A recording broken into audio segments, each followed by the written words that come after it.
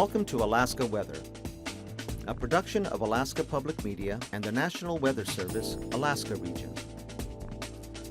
Produced and broadcast daily from the studios of KAKM, Alaska Weather provides complete forecasts, public, marine, and aviation for all of Alaska. Alaska Weather is made possible by the following sponsors.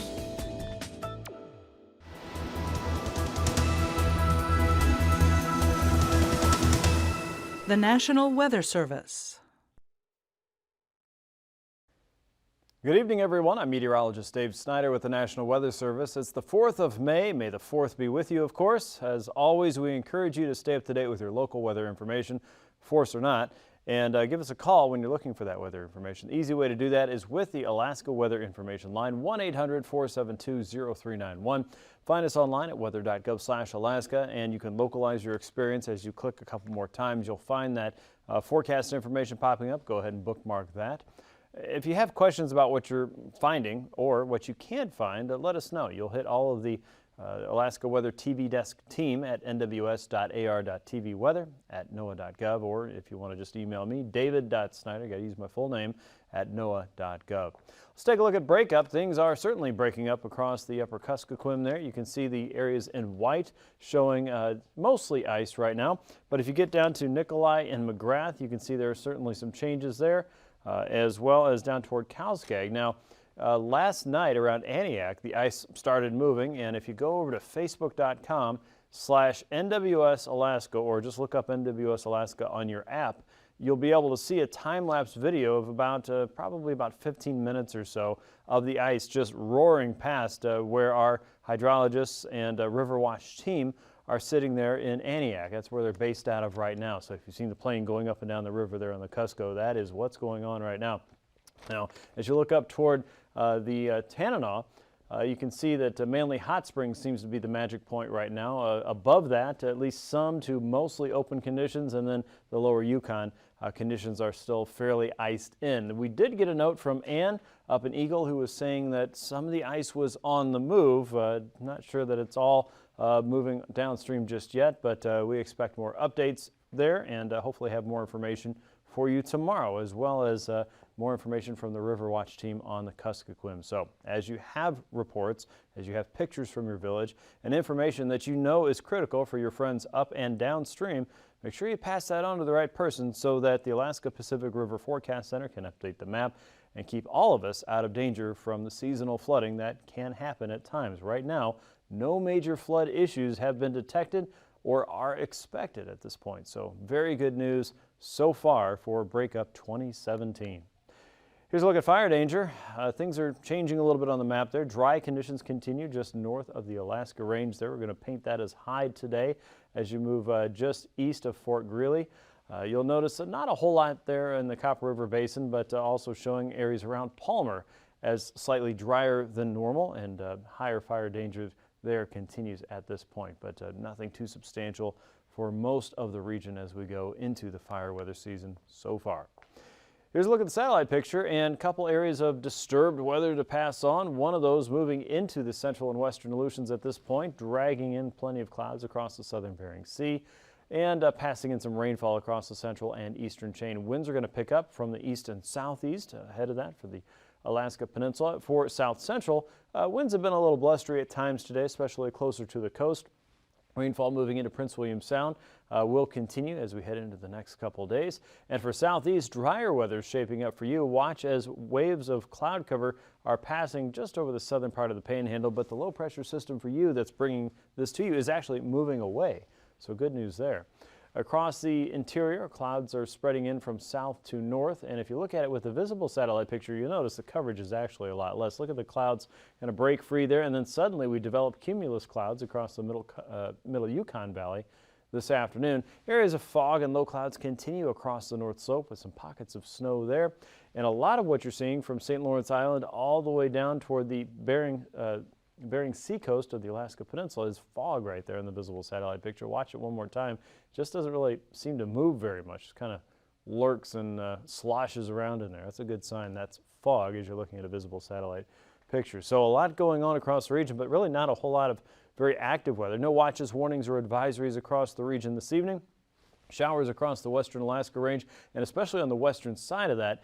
And if you're in Antioch or perhaps Red Devil, as we saw on some of the Facebook groups today, there is a little bit of snow. You probably still have enough cold air there this evening to produce some light snow showers at times. I wouldn't be surprised in the next day or so to see some of that go back and forth to rainfall, but by and large, most of what we're seeing across the region, if it is precipitating, it is probably raining. And across the central and western Gulf, 995 millibar low is all that's left of that larger storm we had just earlier this week. Down south, low pressure just east of Haida Gwaii and into the western side of British Columbia. Still spinning clouds there across parts of southeast. Everything you see here is mainly snow cover across the higher terrain. A little bit of cloud cover here right along the coast, of course. Stationary boundary across the spine of the Brooks Range with snow showers up north, fog across most of the coastline. And low pressure this afternoon at 983 millibars across the central and western part of the Aleutians. More clouds than anything else at this point, but you can see how the winds are going to come up a little bit more with the packing of those isobars there, the black lines or lines of constant pressure, of course. A low pressure out over the Gulf is still filling in as we head through tonight. 1,006 millibar low, all that we have left. A few showers may lurk across southern parts of the Panhandle and Hyder, but by and large, most areas are going to be fairly dry, if not clear. So a nice night for you in Juneau and Haines and Skagway and areas north. Across the central chain, a 977 millibar low there is starting to pack it into the central and western region. Look for periods of light rainfall all the way from Shemya just about to Cold Bay and False Pass, even Sand Point seeing some rainfall from this tonight. Showers across Lake Iliamna and northward along the western side of the Alaska Range. Showers for Prince William Sound. And just outside of the Copper River Basin, probably looking at some rain and snow showers around the upper Tanana Valley and the upper Yukon Valley. So Eagle and Northway and Tok.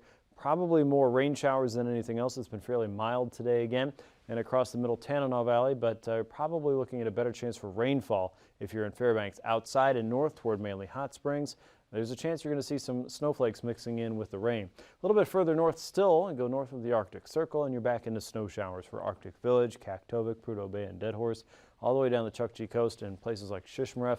Still may see some snow showers tonight. Nothing too substantial, but certainly does look like frozen precipitation could be possible in your area.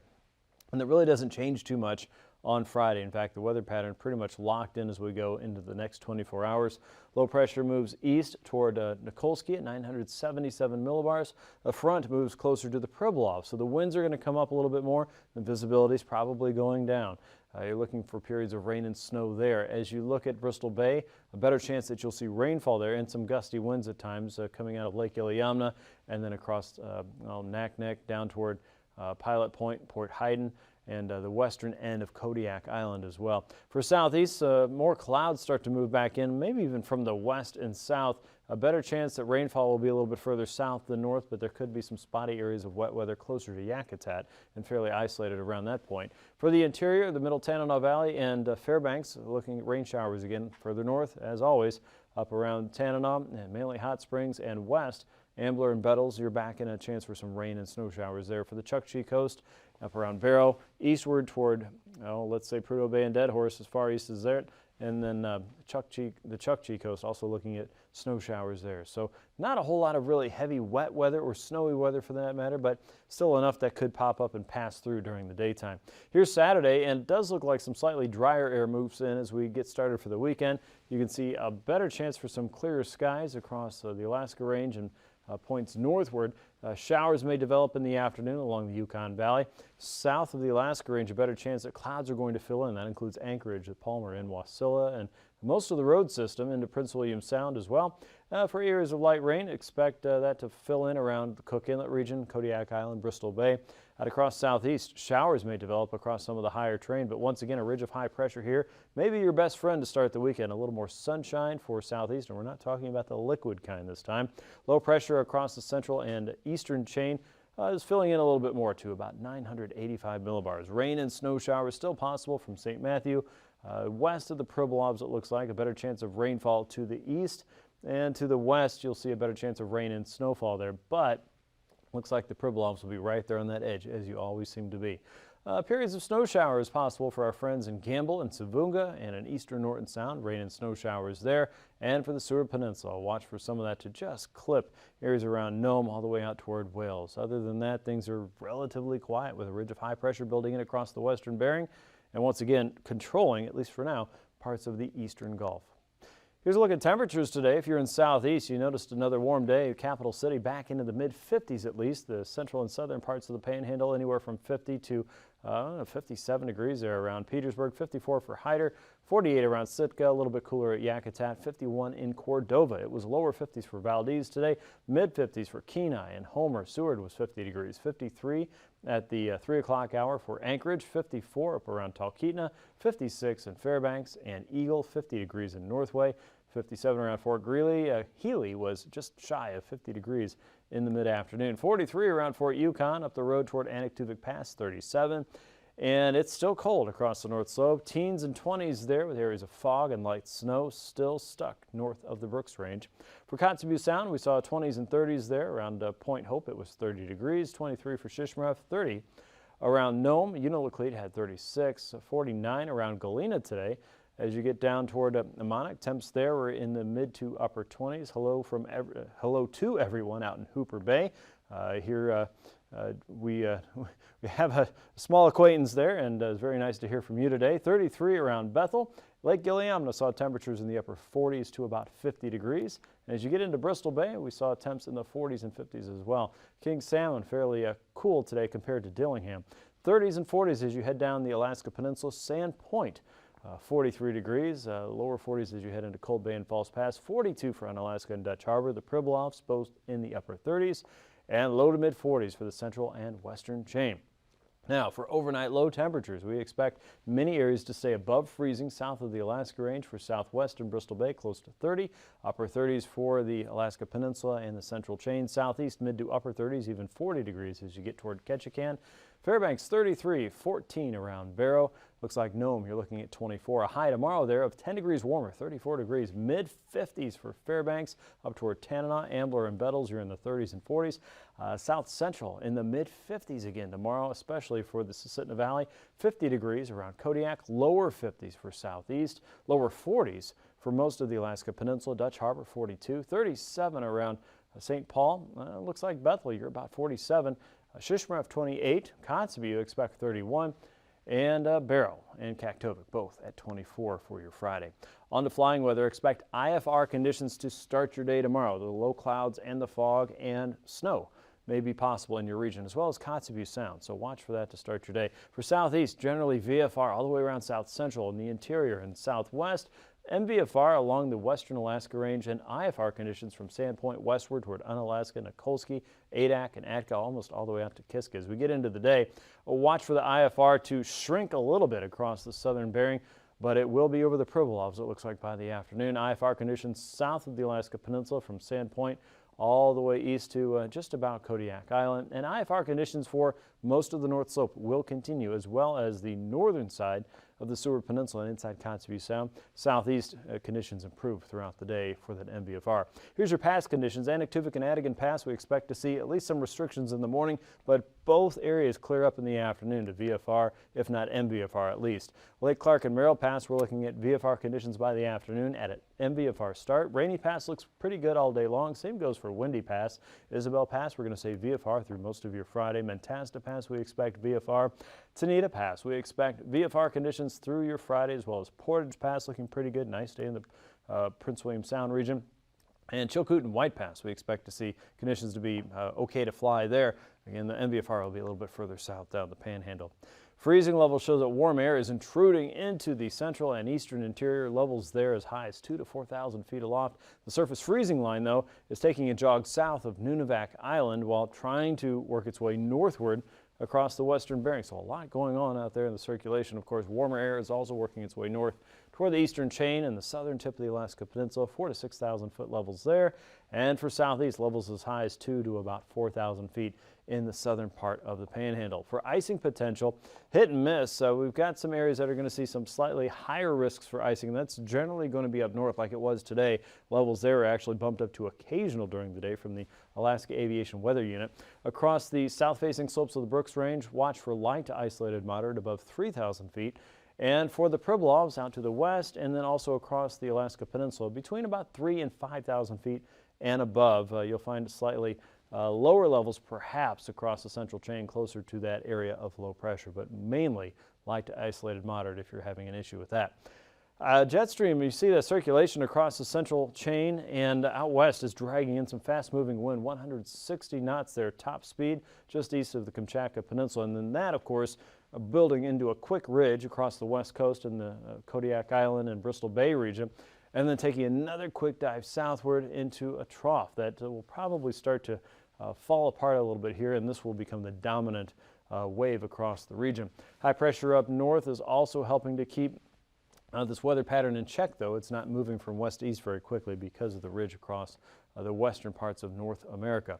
As we look at 9,000 feet, you can see our dominant pattern here is controlled by the low close to the Aleutians. Southerlies working up the west coast as a result, 15 to 25 knots, and slowing down as they move into the Chukchi Sea. High pressures in control of the interior. Winds coming in from the south across the Kenai Peninsula and most of the central and eastern interior, and we start to get into a little bit more of a westerly flow, though light around Eagle. And here's our ridge across the eastern Gulf. Light wind speeds moving through southeast there, even though low pressure is fairly close to home. At 3,000 feet, you can see the winds are a little bit stronger here, blowing in from the west and northwest, 20 to 30 knots. A stronger southerly flow across the western Gulf. Wind speeds here approaching the Alaska Peninsula, Kodiak Island, and even the eastern chain, anywhere from 40 to 50 knots. So certainly a little more impact here.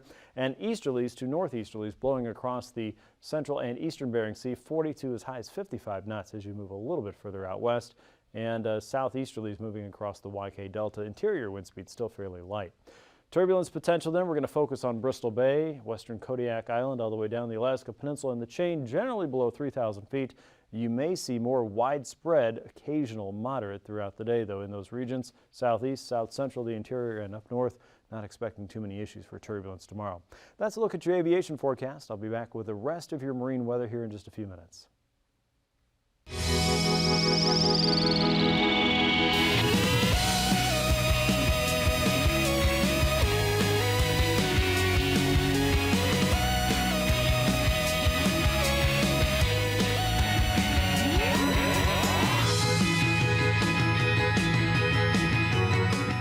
Last chance for Betelgeuse.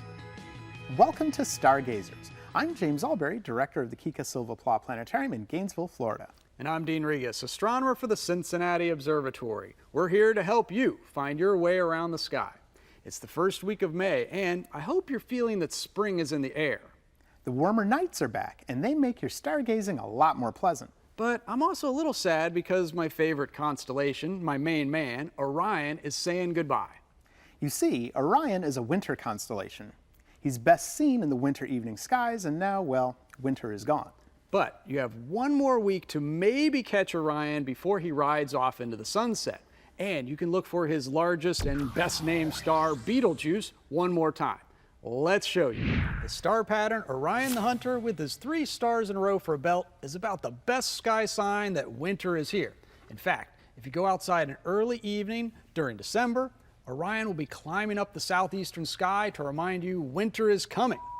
And in January and February, when winter is coldest, Orion reaches his highest point in the heavens, due south in early evening. He's almost bragging to the world that he is master of the season. But then, Orion slowly leaves center stage in early evening, and by April, he is tipped over on his side in the southwest, almost hanging onto the sky for dear life. To stargazers, this can be a heavenly sign that winter is gone for another 9 months. So, when's the last day you can see Orion in the evening sky? It depends on where you live, the sky conditions, and if you have a clear view to the southwest. Let's test it out. It's now May 1st at 9:30 p.m. and you can just barely see all of Orion, his belt, his legs, his shoulders, and his head above the western horizon in the growing twilight. As we move time forward, day by day, we'll see that Orion sets earlier and earlier. By the end of this week, Orion's foot will be below the horizon at 9:30, and you may have trouble seeing his belt. But the last major star in Orion to set is big, bad, and ruby red Betelgeuse. This colorful star not only has a funny name, And not only does it mark the armpit of Orion, gross, but it's one of the largest stars around. Let's fly in for a closer look. Betelgeuse is a gigantic red variable star, so it actually shrinks and expands a lot. When it's at its smallest, Betelgeuse is still 550 times as wide as our million-mile-wide sun. But when it expands, it can grow to be almost 1,200 times as wide. Imagine if our sun did that. Betelgeuse is about 640 light years from Earth, so it's crazy far away. But it is such a humongous star that astronomers can actually see features on it. It has spots just like our sun. What should we call those? Beetle spots? But maybe the coolest thing about Betelgeuse is that it will explode. It's so massive that when it dies, it will create a bright supernova. In fact, it could be so bright that you could see it in the daytime. Imagine having two suns in the sky, the bright one we've come to know and love, and another brilliant pinpoint sun shining on us. The best part is that this could happen soon. Of course, by soon, we mean sometime in the next 10,000 years. It could be tomorrow, or it could be decades away. But I keep looking and hoping that we'll be able to see a supernova explosion lighting up Orion's armpit. So check out Orion one last time this spring. Look for him low in the west right after sunset. You can say sayonara to his belt of 3 stars setting in the evening twilight. And then bask in the red glow of a dying star, Betelgeuse. Maybe it'll explode tonight, Or the next night. or the next night, or Keep looking up.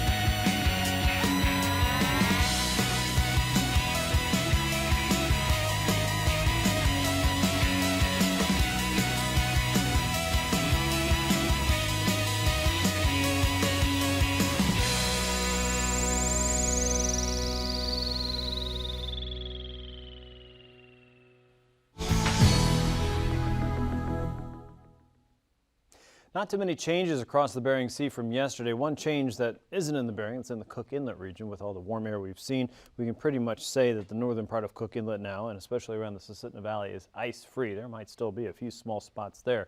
But across the Bering Sea, you can see more openings there across the Norton Sound region as well as into the Bering Strait. Now remember, we're going to have a northerly flow, so a lot of this ice will be drifting southward, but that is going into warmer waters and certainly some warmer air for this time of the year. So conditions continue to change. When you need some more information about the concentration or the movement or the forecast, go to weather.gov/Anchorage/ice before venturing out. Here's a look at the forecast for southeast, north and northwesterly winds will remain fairly light through your Friday. A 2 to 3 foot sea on the inside of southeast, and looking for 6 to about 7 foot seas across the outer coast. 10 to 15 knots in all areas for Friday. Now as you get into Saturday, winds start to come ashore, 10 to 15 knots, 5 to 7 foot seas across the outside, a light and variable wind, maybe up to 5 knots or so from the Lynn Canal all the way through Stevens Passage, and we'll get into a more of a northwesterly flow for the Clarence Strait, 10 knots there with a 2 foot sea on Saturday. For South Central, you're also looking at fairly light winds across Prince William Sound, 10 knots with a 2 foot sea, light winds up north in the Cook Inlet. Southwesterlies from Homer up toward Kenai, 15 knots with a 3 foot sea there. For the Barrens, 4 to 6 foot seas across the region with a southeast flow. And around Kodiak Island, a slightly stronger wind up to 20 knots with a 4 foot sea in Shelikof Strait, 5 foot seas east of Kodiak Island. As you get into Saturday, the winds start to pick up a little bit more. Remember, we still have low pressure here, and we have a building low pressure system out across the west. The east and northeasterly winds will be drawn into that. Winds and seas are still small in Prince William Sound for your Saturday. Northeasterlies pick up, though, across Cook Inlet, 15 to 35 knots all the way down to Shelikof Strait. 35 knot winds east of the Barrens with 11 foot seas there and 9 foot seas east of Kodiak Island with that 25 knot wind. For Bristol Bay, 30 knots with a 6-foot sea on Friday. Stronger winds as you head down towards Sand Point and King Cove. A southeasterly flow up to 40 knots with a 12-foot sea. Winds will come up sharply through the day here as well for Castle Cape and Chignik, up to 35 knots after a fairly slow start in the morning. 6-foot seas by the end of the day. For Saturday, easterlies in Bristol Bay, 5-foot seas there, 4-foot seas down the coast on a 15-knot wind, and 15 to 20-knot winds are expected on Saturdays. Conditions improve there on the Pacific coast. For the Aleutians on Friday, northerlies 30 to 40 knots. Gales are expected in the region. 13 to 16-foot seas there. 40-knot winds north of Adak and Atka as well. And you can see some stronger areas of wind around Nikolsky to Unalaska for the Bering Sea coast. 12-foot seas there and 11 to 13-foot seas across the Pacific coast for your Friday. Conditions will improve there a little bit on Saturday as well. 20 to 35 knots continue though for Adak and Atka and eastward toward Unalaska with a 7 to as high as 14-foot sea in the central chain. And northerlies still going strong in the west, 30 to 35. And looking for seas up to 13 to 18 feet on Saturday. The west coast northerlies are in charge of St. Lawrence Island, 15 knots with a 3-foot sea. Northeasterlies from Nunivak Island to St. Matthew, 6 to 8-foot seas there. And winds will be a little bit on the stronger side for St. Paul and St. George with that northeast flow on Friday. 14-foot seas are expected with easterlies outside of the Kuskokwim Delta, 8-foot seas for your Friday.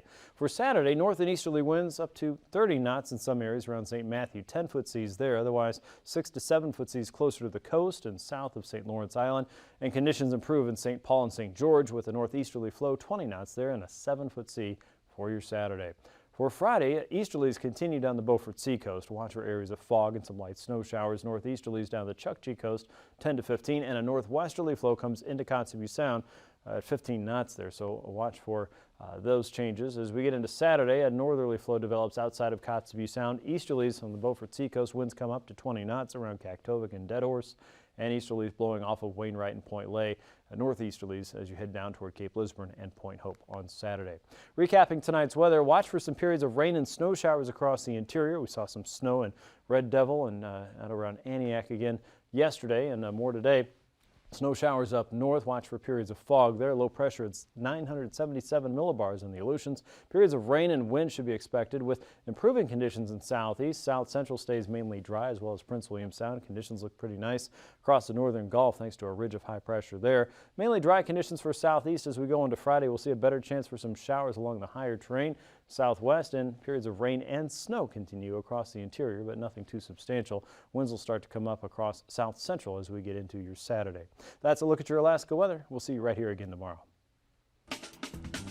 These forecasts are to be used for planning purposes only. Call 1-800-WX-BRIEF for a formal pre-flight briefing.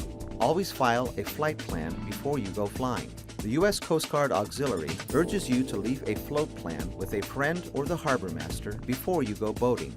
Alaska Weather is made possible by the following sponsors.